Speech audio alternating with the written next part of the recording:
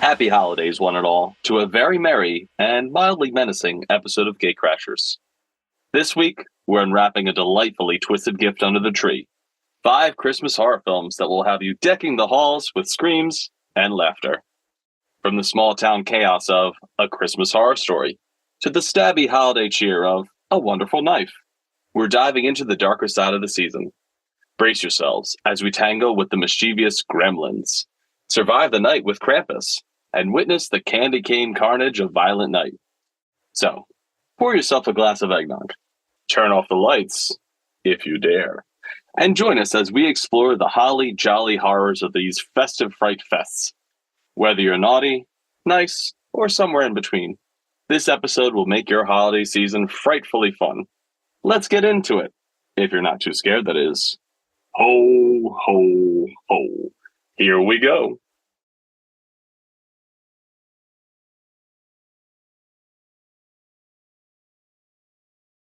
Welcome to Gate Crashers, a podcast dedicated to kicking open the door to your next favorite thing. Our mission, our creed, our code is this: to make all things more approachable and accessible to everyone. We want you to find a universe that you'll fall in love with. I'm your host, RJ. My pronouns are he, him, and I'm excited to introduce our guest. Today, we are joined by the lovely and divine creator of the Bells of Horror podcast, Angele. Angele and I interacted for the first time during the height of the pandemic, when we found ourselves in the same group playing the game Phasmophobia on Steam. She tried to get rid of me, but she just can't. We've been chatting ever since. I've had the pleasure of joining her 3 times on her podcast, so I figured it would only be fair to bring her on here. So everyone, please welcome Angele. Hello and welcome. How are you? Hello, I am doing well. Thank you so much, RJ, for having me. I'm so excited to be on your podcast where I don't do the work. I know, isn't it great? You just had to watch movies. That was the setup for this. That's all we had to do. It was fabulous. Honestly, I recommend it for others too. If you can join somebody else's podcast, do it. It's such a lot less heavy lifting. That's all I will say. So today we're going to be discussing some great Christmas horror films. Now, I'm going to get right into it. A couple things first for everyone out there listening. There will be spoilers. And I know some people are like, oh, no, don't. We kind of have to. These have been out long enough that you should watch them. And maybe the spoilers incline you to watch them. The films are going to range. We've got some classic horror. We've got some classic slasher. We may have a film that you're like, is that horror? But we can get into that. Today, the 5 films we're going to be discussing are A Christmas Horror Story, A Wonderful Knife, Krampus, Violent Night, and finally, Gremlins. So, Angele, we are going to first jump into A Christmas Horror Story. Without plot or anything like that, just what did you think? So to be fair, I watched this one 2 years ago, and I have to tell you the story real quick. I'm a huge Halloween fan, as we all know on my podcast, and I was in deep mourning when Halloween ended 2 years ago. As we all are. Yes, but I had to start watching Christmas horror movies for my podcast, and I was struggling. I was having a hard time. I was not ready, but I knew I had to get my bum into gear, as we would like to say. And the first one I watched was A Christmas Horror Story, A Christmas Horror Story. And I went in not thinking it was going to be good. The poster looked terrible, but the ratings were really, really good. So I was like, you know what? Suck it up, Buttercup. Just watch it. And it turned out to be amazing. It really put me into the Christmas spirit. It was the movie I needed to just jumpstart the holidays. So to me, it has a little soft spot I have a little soft spot for it because of it. I am a huge fan of anthology horror. I love when there's a lot of stories, because if you don't like one, there's definitely one you're going to like. So the movie is usually not boring. And this one had a really fun twist that connected everything that I enjoyed. So that's my take on that. No, that's brilliant. And just synopsis wise, I'm going to lead everyone in. A Christmas Horror Story. We have a radio DJ narrates 4 interconnected Christmas horror tales. We have a ghost haunting teens in a former convent.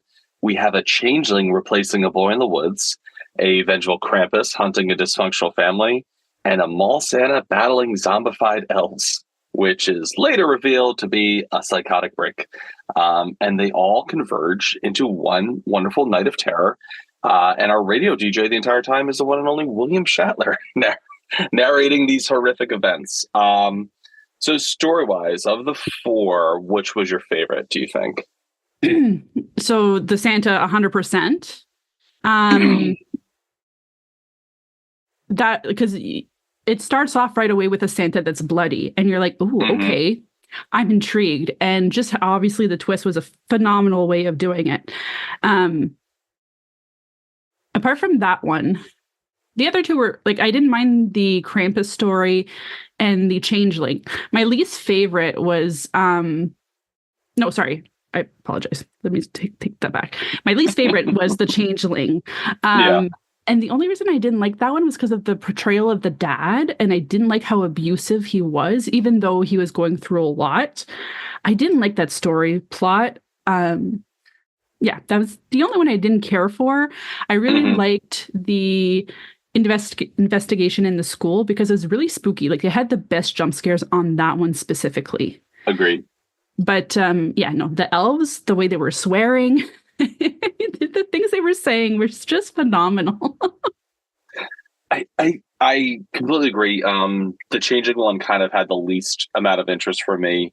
And I think a lot of lore behind that, listening specifically to lore by Aaron Mahnke, and as much as he gets into changes and stuff like that, it just felt like kind of overdone for me. And also, there wasn't a lot there. Like, that could have also just not been a Christmas story itself. That could have just been a regular, like, horror thing. Like, the good 100%. Things about the rest of these, I feel like, and maybe some bit of the comment, but specifically our mall Santa and our vengeful Krampus too, just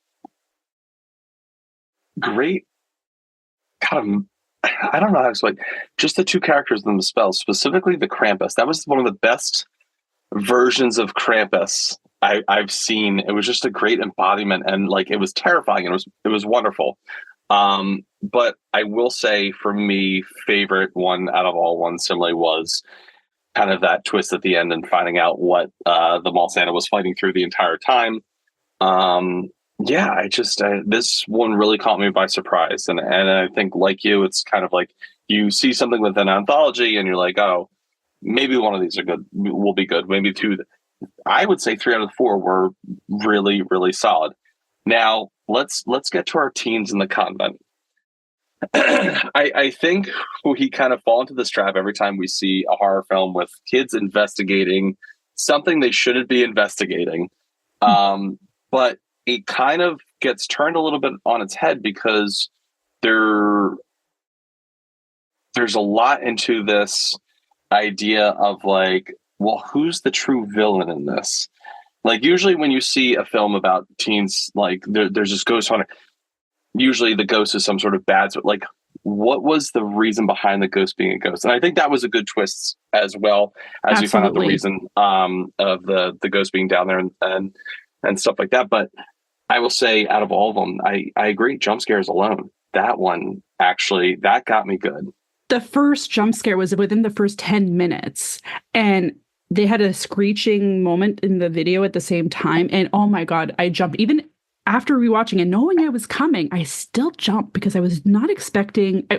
I still jumped because it was just such a good one. And I knew it was coming, but I didn't know exactly when. So yeah, I totally agree with that. And there's so many fun facts about this movie too. So on my podcast, I share a lot of facts, and I can't help myself but look at the facts. And this is a Canadian movie. It was filmed actually in Toronto, and in the area of Toronto. And the movie is supposed to be in Bailey Downs, which is actually the same town as Ginger Snaps, because it's the same director and producer. Oh, okay. Now, So do we think same universe, kind of multiverse-esque? I mean, hell, who the hell knows? But I'm saying that's just I don't think so.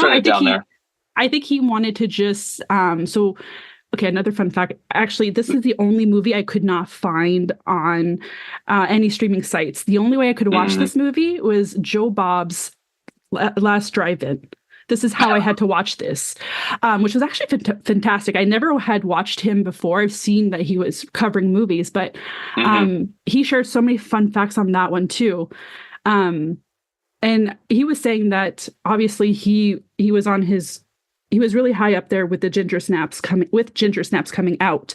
But his next movie, which I apologize, I don't remember what it was a huge tank. So with this one coming back, I think he was just trying to put some parts of being like, hey, like little treats, little Easter eggs for us in a sense. So that's how I take it for that. Well, we are always happy to have some knowledge outside of the film realm here. And I'm glad there's this like intermediate crossover between your and our podcast. Please check out Bells of Horror. You absolutely should. It's fantastic. Thank you. But of those, and we're going to get into the other film, Krampus, a little later on. But in this version of Krampus, we kind of begin to understand that Krampus is the embodiment of kind of it's vengeance. It's this Christmas vengeance of not really getting into that holiday spirit and not doing what you should be doing during this time of year. And I think specifically in that story, having this family kind of being hunted by Krampus is phenomenal. Especially too, I have a kid now.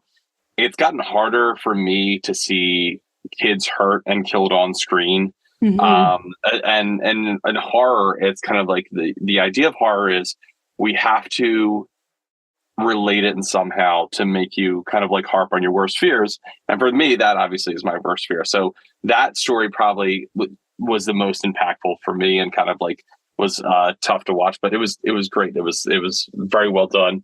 But the fact that kind of they were able in the story, all the stories connect. There is a connection between all of them. So I would definitely put this on your radar for Christmas this year. I would say just kind of cozy up and get ready to watch something you might find unexpected in a lot of good ways. Kind of final thoughts on A Christmas Horror Story. Anything else really jumping out of you? Well, what jumped out at me is obviously how many Canadians were part of this film. Even the ones who are American, like George Buza, who plays the Santa, he does a lot of Canadian movies as well. And seeing William Shatner, I think William Shatner did a phenomenal job as being the drunk host that has been doing it for years and just trying to get by over the holidays, doing a double. And there's so much fun in this that you get the Christmas spirit, even though it's horror, and you just get to relax and enjoy the ride. No, that's an excellent way of putting that. And if you haven't realized yet, Angele is Canadian, so you're going to be hearing that a lot probably throughout this podcast. Canada represent. So next we move on to A Wonderful Knife, a beautiful play on the Frank Capra film, A Wonderful Life, which Angele and I actually talked about prior to starting this podcast. In it, we find teenager Winnie, who wishes she was never born after discovering a serial killer, the Angel, is tied to not only her town, but possibly her family as well. We then go into an alternate reality where the Angel, who was killed in the original reality, comes back and starts vengeance, as Winnie was never there to kill him in the first place. I know that's confusing as hell, but that's the best way I could find a way to word it. A Wonderful Knife. I think if I say anything else, it will just be Justin Long. He plays this shady CEO turned mayor of the town in the alternate reality, and he is fucking fantastic. So to elaborate on that, as Angela's jumping out of her seat, go ahead. I know you're dying on this one. No, I was just like, I remember wanting to watch this movie because it has phenomenal actors in it. So you got Justin Long, again, like you said, phenomenal. He did such a good job. He was such a creep. He was perfectly casted. and like the fake teeth, the fake tin, everything was just amazing. But you have, and he's Canadian. You have Catherine Isabelle as well, a known scream queen for Canada from Ginger Snaps again. Joel McHale, that we know from the Community, and then Cassandra No, who's a newer actress in the Community as well. You might know her from The Influencer. She did a phenomenal job. So those are like the top 4 names. I was like, oh, I'm so excited. And they had the least amount of time on screen. I was just gonna say. I was so annoyed. And even then, when what they did, like, yes, just Justin Long's role was phenomenal, but I still found that the acting was not the greatest for all 4 of them. Like, I feel like it was almost a full satire moment. Like, nobody took it seriously, which is it's a bit of the point. But I feel like they went really above and beyond to be weird and just, I don't know how else to explain it. Like, I know they're amazing actors, and seeing them in this role, I was kind of like, oh, you look new, but I know you're not. Yeah. And kind of playing off that. First off, I agree. And this is not Justin Long's first foray into horror. I mean, Jeepers Creepers. I would consider Tusk under that role as well. So it's not his first rodeo. And as for Joel McHale, maybe I'm trying to think in history past, maybe not so much. But I mean, when you have kind of those good character actors, the question is it the script? Is it the director? Like, what was the motivation behind it? Did the director say, hey, we're going to make this campy as hell and people are going to love it for it? When it's either you go full camp or you don't do it at all. Because when you get halfway, that's when you make a shitty film. I will say, however, this is one of my more favorite serial killers in history past. I mean, the deaths alone, the gruesomeness of them, 10 out of 10, fantastic. Some of the kills really went above and beyond. But to kind of harp on this idea of like, okay, we're following along this plot. The plot itself was a little kind of wishy-washy, convoluted. But if you're looking for just a great stab 'em fun time, I definitely think this is up there. Just don't go in thinking this is an Oscar-winning performance by anybody. Exactly. I mean, I guess that's the first thing.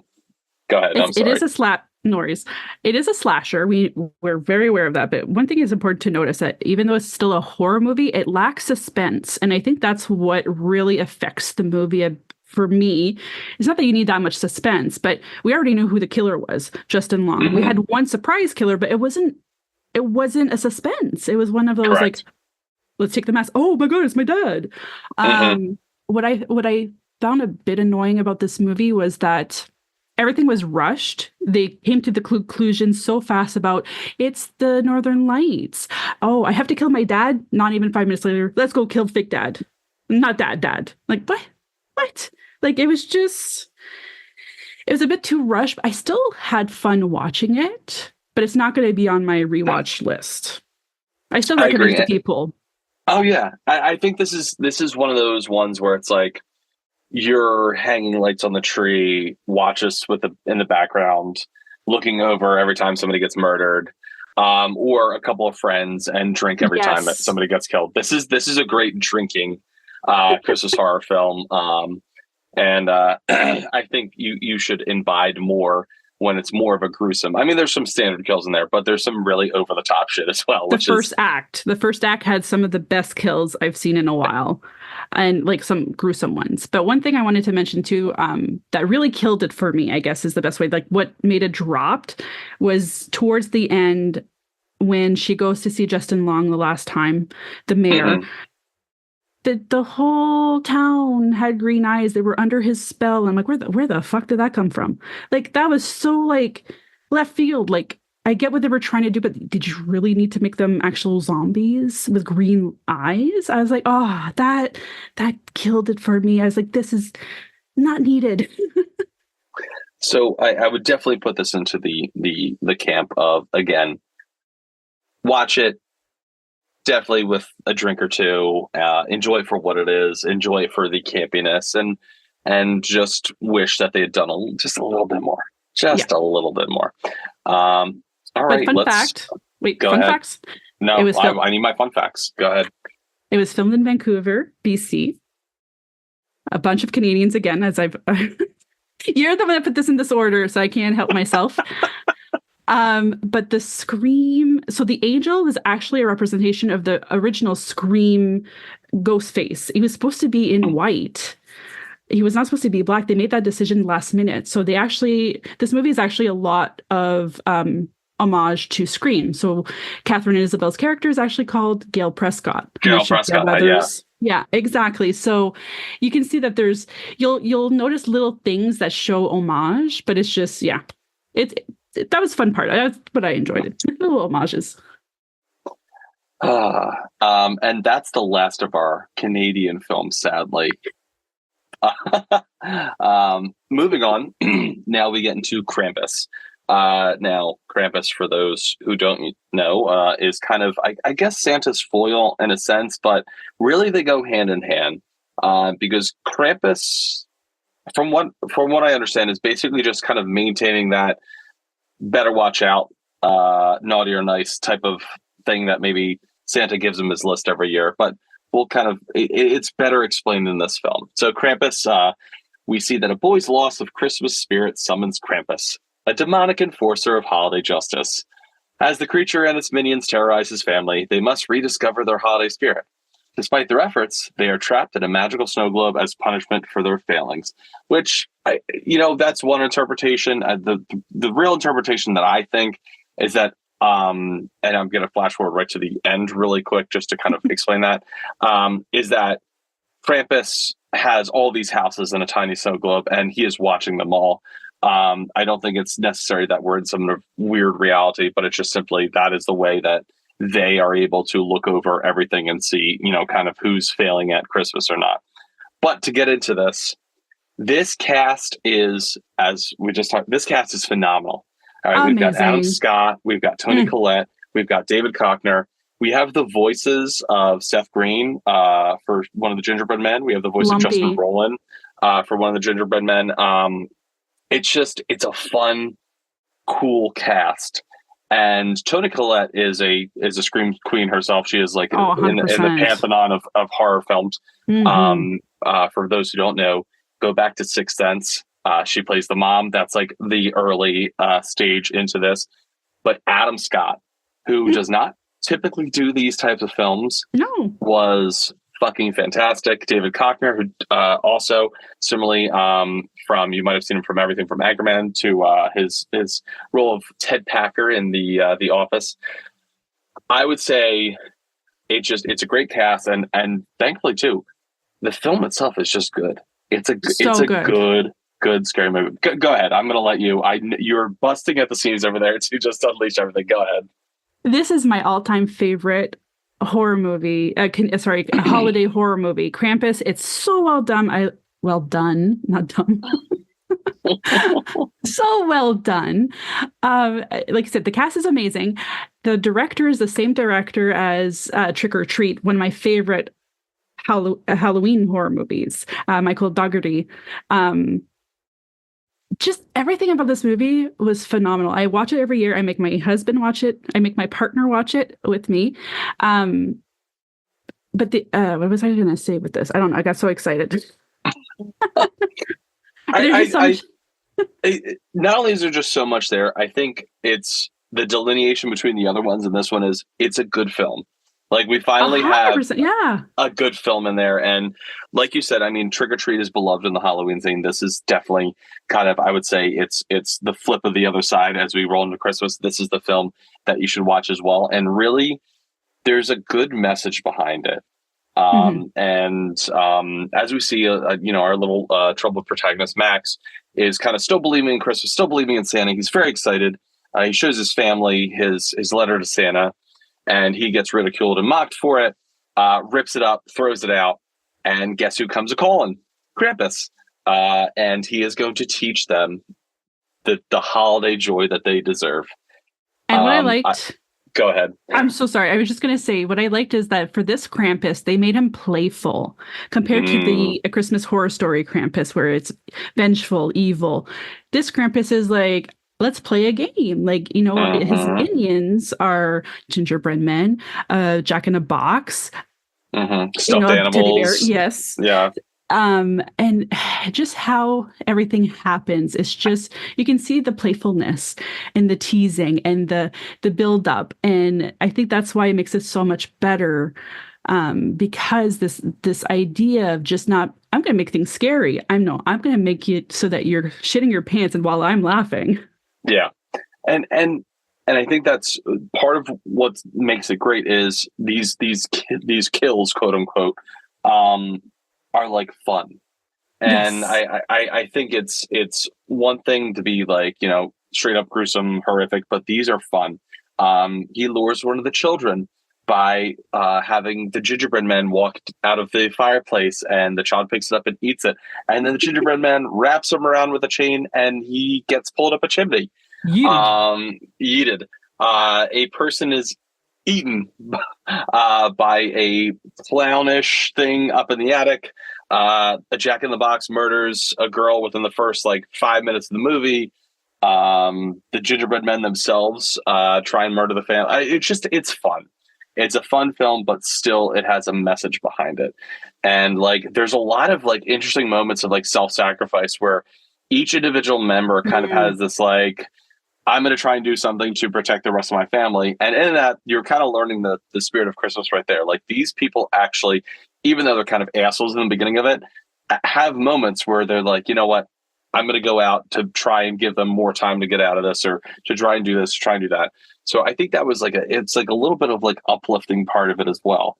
100%. Because the first act, they really wanted to focus on the Christmas aspect without the horror.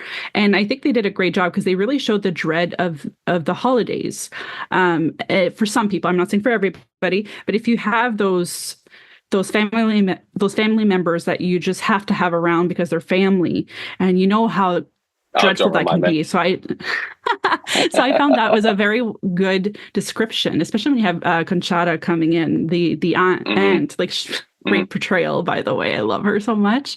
But yeah, it just really shows. And then when it gets to the second act, you're like, oh shit, okay, things are getting serious. And you're right. You really understand how, yes, we hate each other, but we are going to fight for each other no matter what. And it was beautiful in that sense.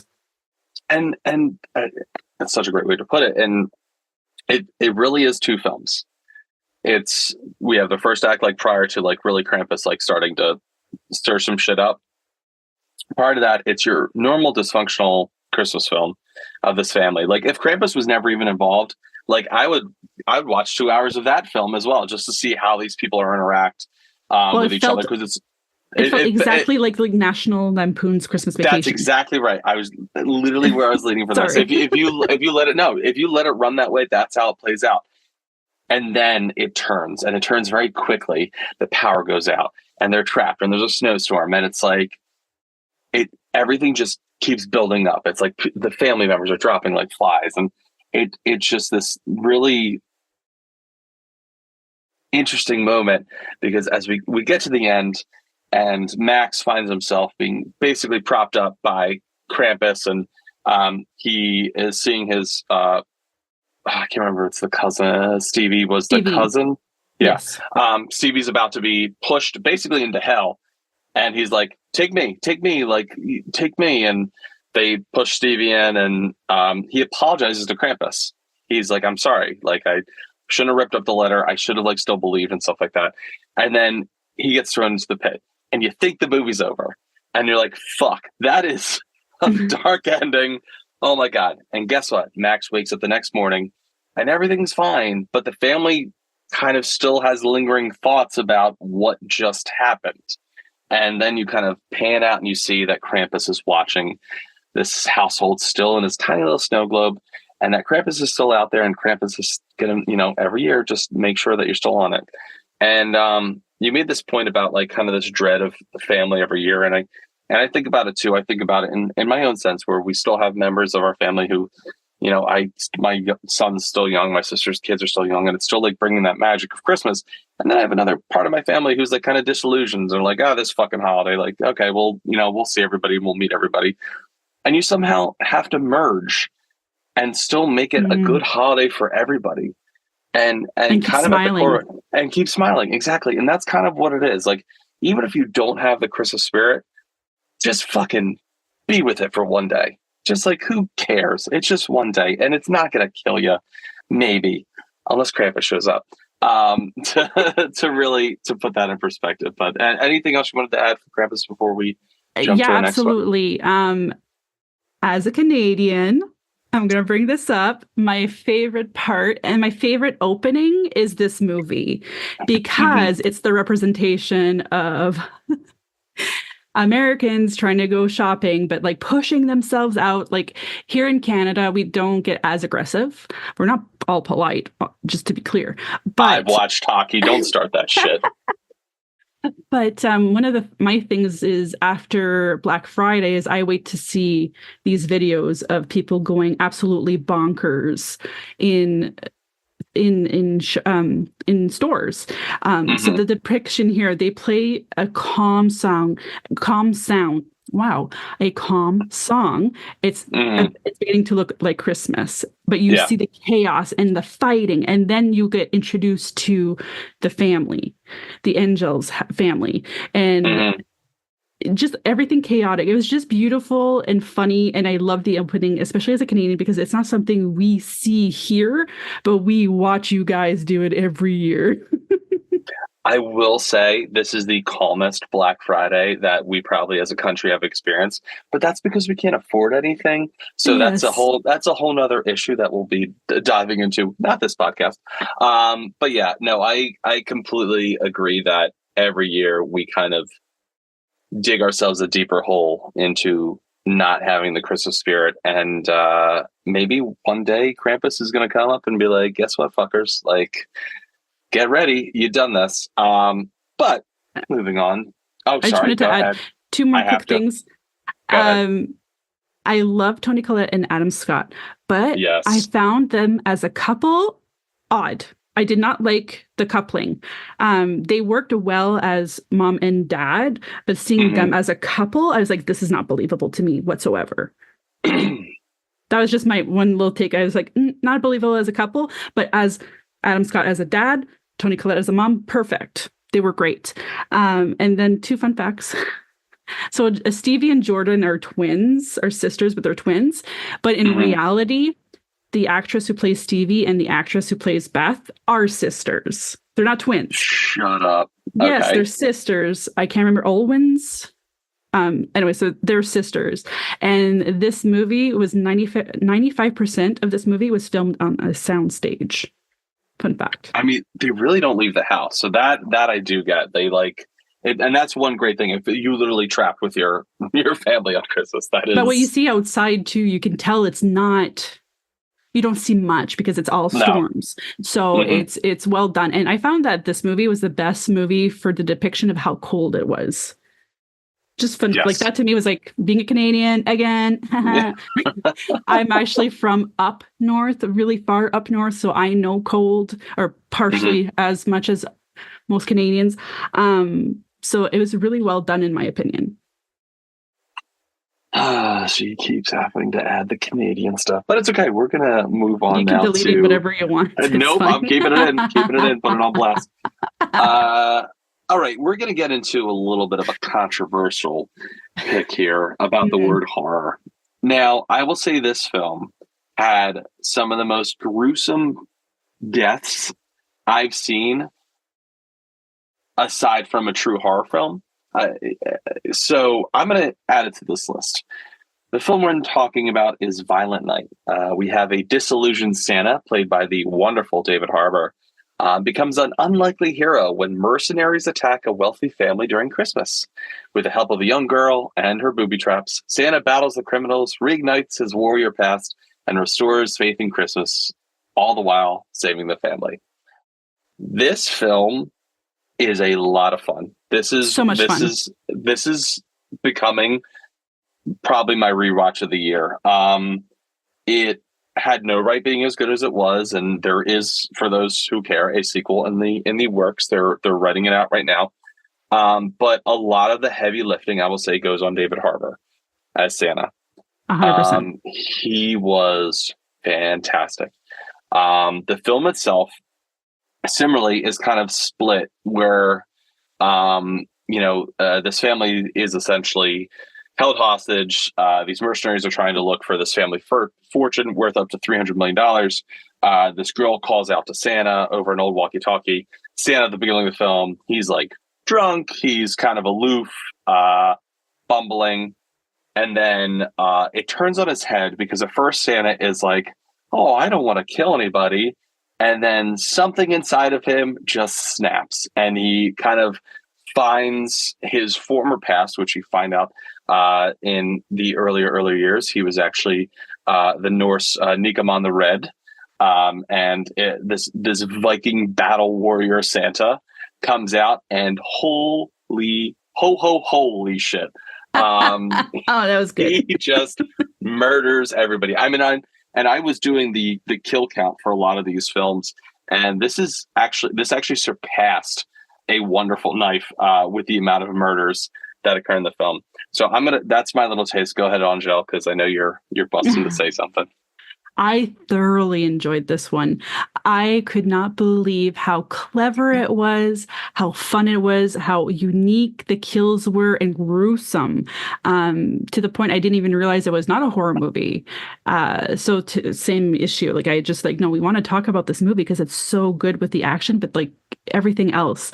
David Harbour as a disgruntled Santa was actually a great choice. And I don't know if it's just because of how he's portrayed in Stranger Things or if that's his character in real life, like generally, but like just the disgruntledness was phenomenal.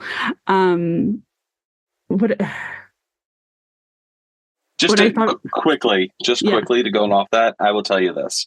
From everything that I've read and heard about David Harbour and friends who work in the industry talking about Stranger Things, and David Harbour was and is and probably continues to be very protective of those kids on the set. He was always like, your parents should be on set. Like if they ever he's like, you're always going to have somebody with you. Like there's no nonsense. Like he was a dad. And they actually they made fun of it in the movie because Jimmy, who plays Mr. Scrooge, or is Mr. Scrooge, goes up to him and is like, what, are you a cop in a small town protecting with 5 kids? They actually made alluded to that. Wonderful callback. But yeah, no, I truly think from everything that I've heard about him, and this is him. This is who he is as a person. And sometimes the easiest person to play is yourself. Sometimes the hardest person to play is yourself. But this just showed so much of him. And I think that's why I loved it so much, because he just embodied Santa. And that's really what made this movie good. Because it was a shitty Santa, you'd be like, oh, it's just John Wink's Santa Claus. That's all it is. But no, it just was the brutality, because a lot of these action films that you see now, it's this like slender guy who's like coming in. It's like bang, bang, bang, bang. Him, it's just brute force. And that's a lot of it too. Because it's big, fat, jolly Saint Nick coming in with a sledgehammer just to bash your fucking brains in. And that is what the true meaning of Christmas is, kids. But to be clear, though, he did not get his Bruce strength until people started to believe in him. That was the whole point. That is true. So he couldn't, you could see at one point he was trying to touch his nose to fly up the chimney and could not, because he didn't have that juice. He didn't have that magic, the Christmas magic. So as people finally realized, holy shit, like he is truly Santa, the more energy he got, the more brutal he got, the more clever he got, and more into his position, to his role. And he went full blown Viking warrior with his freaking man bun. Did you notice the man bun? Dying. Yes, I did. Here's the I was waiting for him to actually start like doing the stuff with the beard, like put the beads in and stuff like that, and actually just go full like fucking Viking and start like painting like sigils on his face and stuff. We'll take the man bun. I laughed so hard. I was like, oh, okay, that was clever. I love it. And I'll say the creativity of the kills here. We've got Home Alone style booby traps, like I talked about. Someone is stabbed in the eye with the star atop a tree, and then that was my favorite by far. And then it gets the star gets plugged in, and they get electrocuted. There is it's 5 full minutes of an entire mercenary team getting absolutely brutalized in a barn by Santa with just a sledgehammer and his wits. And we've got a great snow shredding scene with a couple of the characters. My favorite, however, and spoilers alert here, is John Leguizamo playing Mr. Scrooge gets grabbed by Santa because, again, people finally believe he touches his nose and he goes up to the chimney in the woods, dragging Leguizamo with him, who obviously is not magical and can't transport up the chimney. So his body just gets mangled into a mess of blood and broken bone and guts, and he comes out and it's just like blood and just body goo. And it's phenomenal. I really, really enjoyed this. It was an epic finale for that part. I also loved I was waiting for the candy cane to be used. You knew that candy cane was going to get sharpened, so I was waiting for that one. 100%. But I really enjoyed too the grenade in the guy's pants. He just turns around and is like, "Fuck, I gotta watch this." Just turns around and watches the guy explode. But my favorite, I think, depiction in all of this, and I talked about it in my podcast, I'm doing a review of this, was that a while back I had to do, TikTok had a question where, what's a non-horror movie you would like to see as a horror movie? And I said Home Alone, 100%, because those kills would be... And the writer was a huge fan of Home Alone and decided to add it. And you could see it. But what I liked about it was, the guy was like, "Oh, you little moron, hide your booby traps." And you think he's just going to get it in the hand. No, it gets in the face. You got bowling balls hitting people and killing the one guy. But the girl was like, "That was fun." Like, she had no idea the damage she caused. And to the point when the female, I can't remember which one it was, the one woman, when Santa was like, "You don't touch children, like you're killing, you don't touch innocent people." Isn't she Candy Cane? Wasn't the woman's name I think Candy it was Cane? Candy Cane. I think it was Candy Cane. And he's like, they all have Christmas innocent code names, by the way. They all have Christmas code names, which even makes it fucking better. But go ahead, I'm sorry. No worries. And he said, like, or he says, "You don't touch the innocent," or something like that. And she's like, "Innocent? Like, did you not just see what she just did?" And she laughed. You know what I mean? I thought that part was the funniest part because, like, she was just so innocent about it. She's like, "Oh, I did what Home Alone did. I did what Kevin did." But she killed people. Yes, she did. Still on the nice list, though. Still on the nice list. I will say that. So yeah, just, this film in itself, it's a lot of fun. It's very graphic and gruesome, and especially in the kills. So it might be in that role of, it's so over the top that, like, if you watch it with some of the younger generation, you just be like, "Hey, this is," you can see how fake this is and, over the top. But yeah, I would recommend this 100%. It's so good. The plot itself is a very linear one. It's not difficult to follow, obviously, but there's heart to it about just kind of, again, how he doesn't really get his powers until people start to believe in him. And then he really kicks some serious ass, which really harps up. So any fun facts before we move on to our final film? So I just wanted to add one quick little thing first.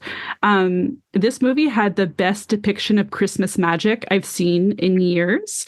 And it's funny because it's an action thriller movie to have such great Christmas magic, like believable Christmas magic. So I was kind of like, hats off to you guys, but like, how sad is it that an action thriller movie had the Christmas magic better than Christmas children movies? Yeah, I get that. I feel that. And the only fun fact I have that I did not talk about is the brother-in-law, who's the actor, who's an action film actor, was actually based off of Mark Wahlberg because he does a lot of action movies. And there's a scene where he's like, "If I was on the plane at 9/11, I would have killed them." Mark Wahlberg actually was supposed to be on the flight, one of those flights, and he said that. Yes, he did. That is a real Wahlberg quote. Look it up, people. That's a real Wahlberg right there. So that's the only fun fact I had, apart from the Home Alone story that had to be written in because he loved it. All right. So as we move into our final film, you've seen Gremlins prior to having to watch this, or is this the first Gremlins viewing you've ever had to do? I watched it when I was so young, and I know I've seen it. I had no recollection. So my mom and I watched the second one. It's not a Christmas one, but we watched that one a bunch of times. I did not remember this one at all. So I came in blind, and we'll talk about it. Yeah. All right. So Gremlins, we find a boy receiving a mysterious creature called a mogwai as a Christmas gift, but breaking its care rules unleashes destructive gremlins on his town. With the help of his friends, he stops the chaos and learns the responsibility of handling gifts with care. So, Gremlins. I'm going to lead in with a couple things about Gremlins. First, you need to know the rule about Gremlins. No bright lights, don't get them wet, and don't feed them after midnight. The midnight rule is very difficult because everyone's like, oh, Pacific Standard Time, Central Time. Not the second movie gets into it. We don't give a shit. After midnight, that's the rule. This also has a little 3-person interlude, like this creative genius minds of Steven Spielberg, Christopher Columbus, who you might recall from Home Alone, the Harry Potter franchise, and finally Joe Dante. You might remember from Piranha, and is just like a Hall of Fame horror guy. These 3 minds came together and made this film. It was supposed to be much darker than it was, very brutal. They pulled back and they're like, we have to meet somewhere in the middle. And that's what came out here. I will also say this film came during a time in the 80s when the ratings were G, PG, R, and X. Literally 2 weeks after this film comes out, the MPAA comes together and like, hey, we got to do something here. And Steven Spielberg himself is like, well, why don't you find something in the middle? Something that's not PG, something that's not R. So they created PG-13. So thank you, Gremlins, for creating PG-13. Mm-hmm. What I will say about this film is there's a lot to it. The town itself is filmed in the Universal Studios backlot. As our lead Billy is walking through, you can literally see the clock tower from Back to the Future just in the midst of the town. There's a lot of callbacks to all these great Christmas films itself. It's a Wonderful Life. And there's just so much in this film. But let me just jump right into it. I saw this film when I was too young to see it. And then I saw it again, and I loved it. I really grew to love this film. I saw it a couple years ago with my friend and co-founder, creator of this wonderful site, Gatecrashers, Dan McMahon. And him and I are sitting in a screening, and there's some young kids in there. And Phoebe Cates, who plays, I think her name was Kate in the film. Yes. Who plays Kate in the film, is having this long monologue about why she doesn't believe in like Christmas spirit anymore. And pretty much she has PTSD because her father dressed up as Santa, climbed into their chimney, broke his neck. They couldn't find him for a couple of days. The smell of him started wafting into the house. Cops got involved. They found him dead, his body rotting in the chimney. From then on, she could never believe in Christmas, and she knew Santa wasn't real after that. After she says the words, and I knew Santa wasn't real after that, a child right in front of us turns to his parents and says, wait, Santa isn't real? Holy shit. When I tell you, Dan and I couldn't stop laughing for probably about 5 minutes in this film because just that happening, and we're looking at it and we are still roaring, and the parents are trying to like assuage this child, but it's just a movie, and Dan just like and I am belly laughing as well. Finally calms down. We walk into the theater and Dan's like, I think I peed myself. He's like, that is the fun. And same boat. So that's what I'm going to open Gremlins with. So Gremlins, Angele, what are your thoughts about these mischievous little sons of bitches? What's your thoughts about Gremlins?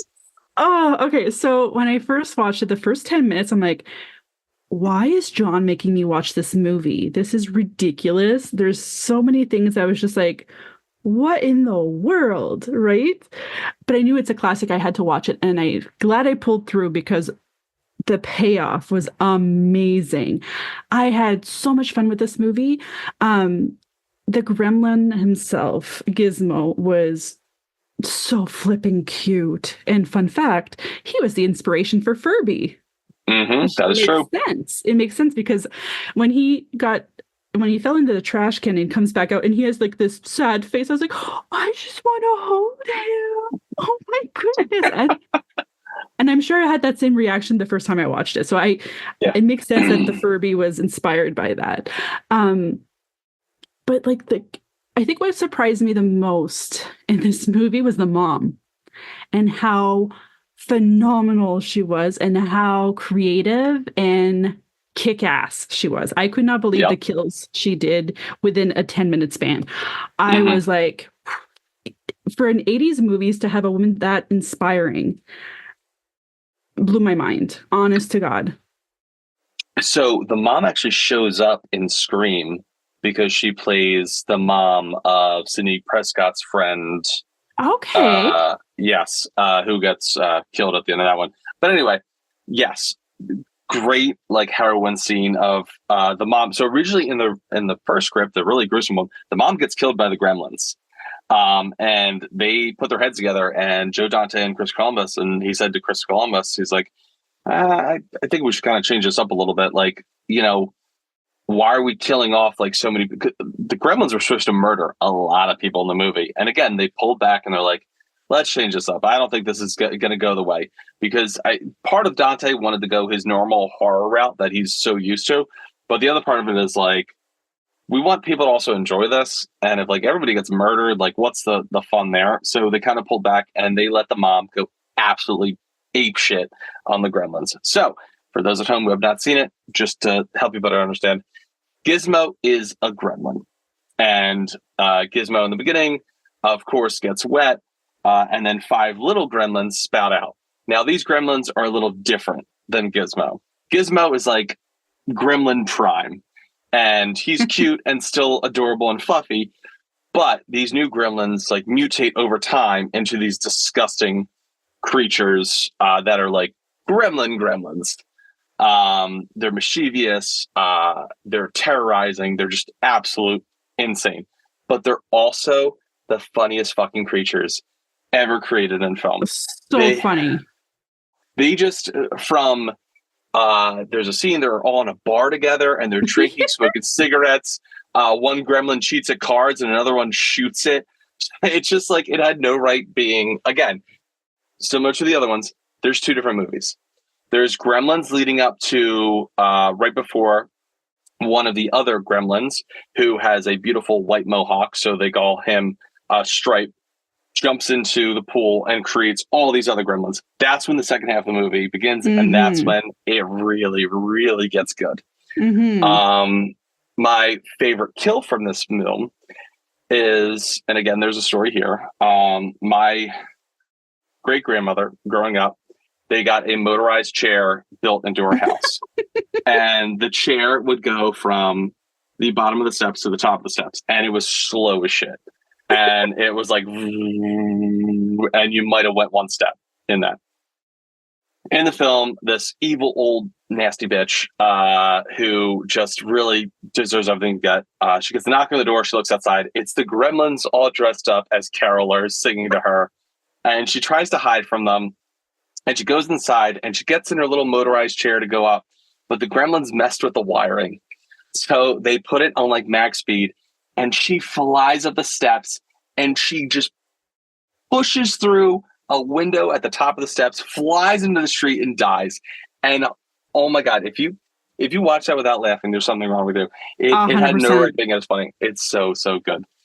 That was, what about you? Amazing. What about you? I want to hear some gremlin favorites from you.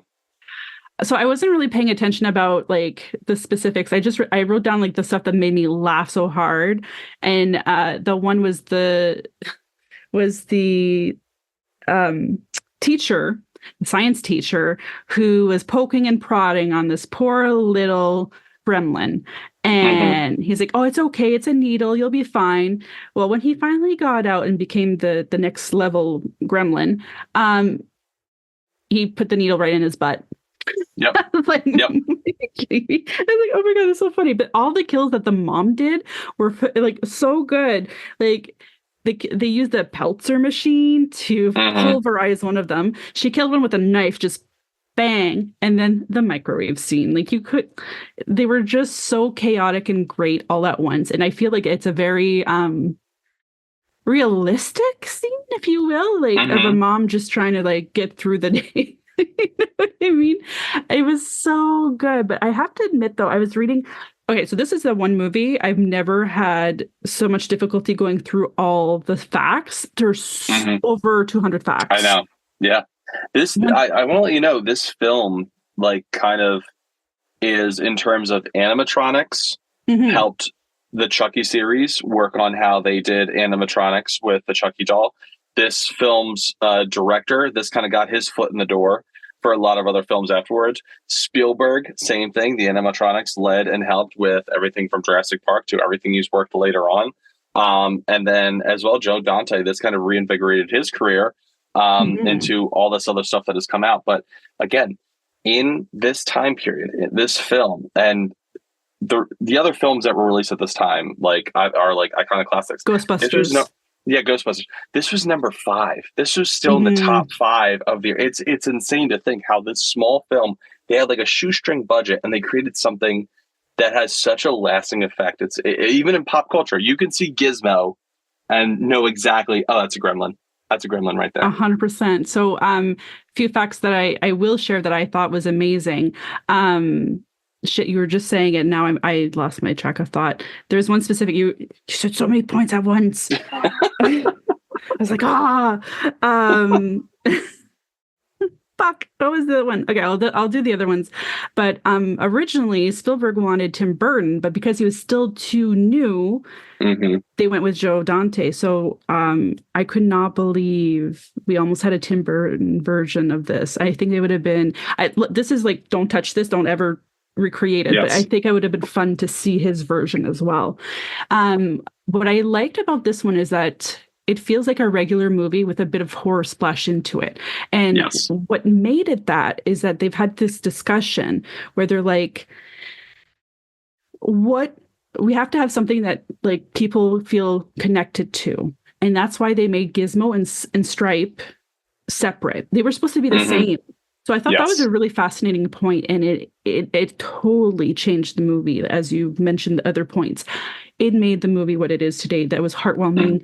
That you wanted to enjoy, like that you continue to enjoy because you have that connection with Gizmo, who's so sweet, so lovable, doesn't do anything bad. Hmm. Okay, now I remember. Okay, so the fun, you mentioned the 3 rules. The first rule cannot be in the light. The Hmm. only reason that rule existed is because they could not get past certain animatronic issues while filming. So they made this rule so they could actually hide. And I thought that was so clever. Smart work, you know what I mean? So I thought that was a fun fact.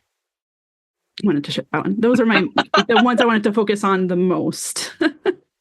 Um, yeah, and I think so. First off, with the mom, I think it's great because the dad's away for most of the film, so the Yes. mom is like on her own when she's fighting these gremlins. It's just her kicking ass.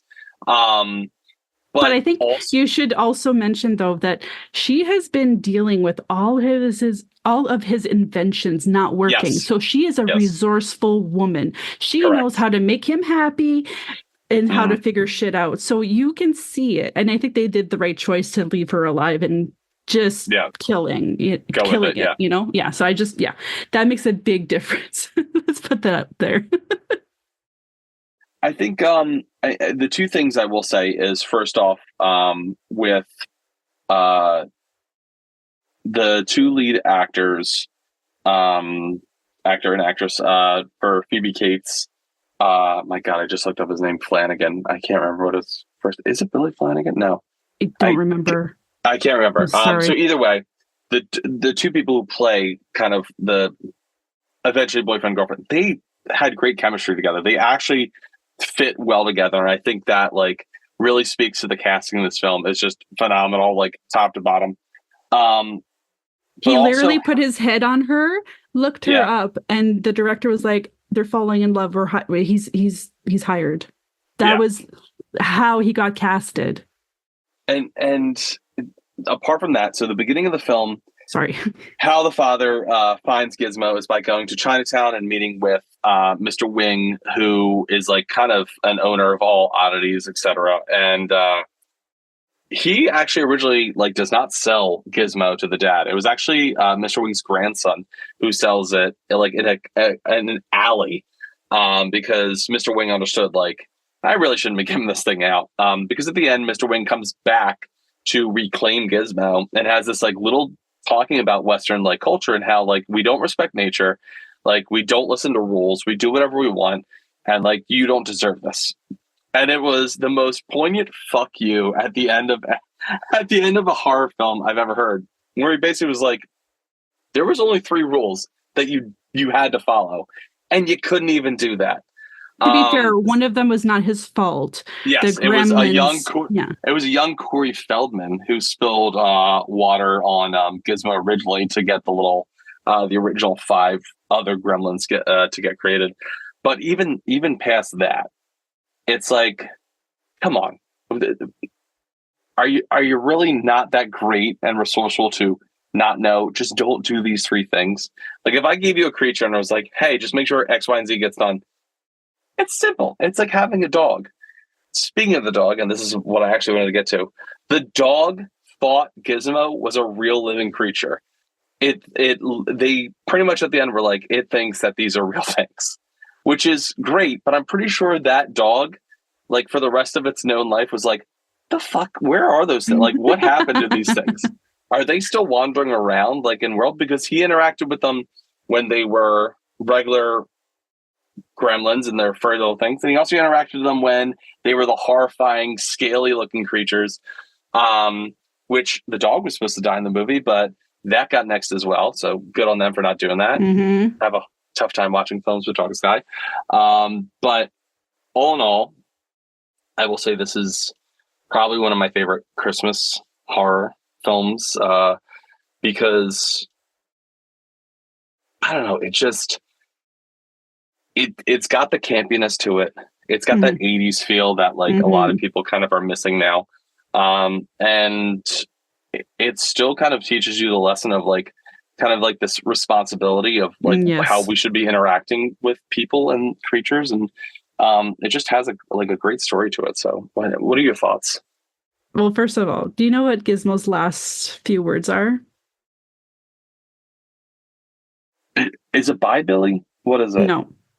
Bye-bye, woof, woof. I died because I had subtitles on because I just am special, and so I laughed so hard. Bye-bye, woof, woof. We'll say goodbye to the dog too. Yeah, you said goodbye to the dog too. The dog was actually so well behaved that if they didn't know what to film, they would film the dog because his reaction was so good. They just, anytime if you see the dog is because they had nothing else to film and they just went towards him and it was like, okay, we're going to have a good shot because this dog knows how to act. And then, do you know who voices Gizmo? That would be Howie Mandel.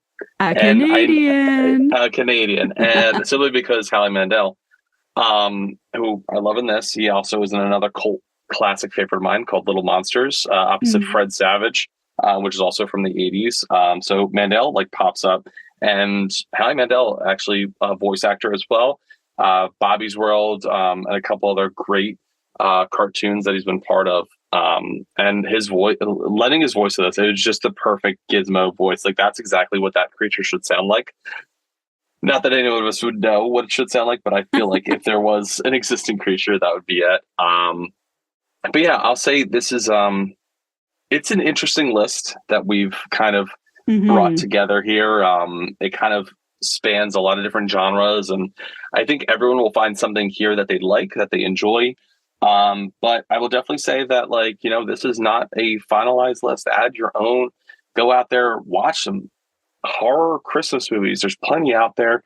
I think my final thought would be for Angele. I'm going to say to you, in the pantheon of, we're going to go outside of Christmas horror films, I just want you to give me one Christmas film that you have to watch every year. Home Alone is my all-time. I have to watch every year. I have 3, but that one is like, I cannot go through Christmas without watching Home Alone. It is just a classic. Everything about it is amazing, in my opinion. And I can't wait to show Nessa, my daughter, when she's old enough. That's perfect. What about you? For myself, I'm going to put out there A Muppet Christmas Carol. It is the film when my wife was just about to be induced for labor. It came on the TV and we watched it, and it kind of was like a nice, like calming film and fun film that like kept us both in the moment of because my son's born on the 19th of December. It like was a great like holiday mix of fun and like heartfelt, and like it was like a good film to welcome my son to the world to because of my love for the Muppets. So it means a lot to me every year, and it's just I recommend it to everyone. I think it's the greatest retelling of the Christmas Carol. But again, people are going to argue with me, but you're wrong.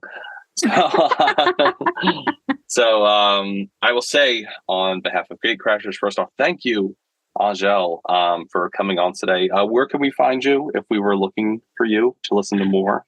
Absolutely. You can find me on Instagram and TikTok at Bells of Horror for my content. For actual listening of my podcast, you can find me on Podbean, Spotify, Amazon Music, iHeartRadio, and I think I'm missing one. But yeah, that's generally you can find me anywhere. Please do. I would really appreciate it. Type it up in the old Google search. Again, Angele does a fantastic job.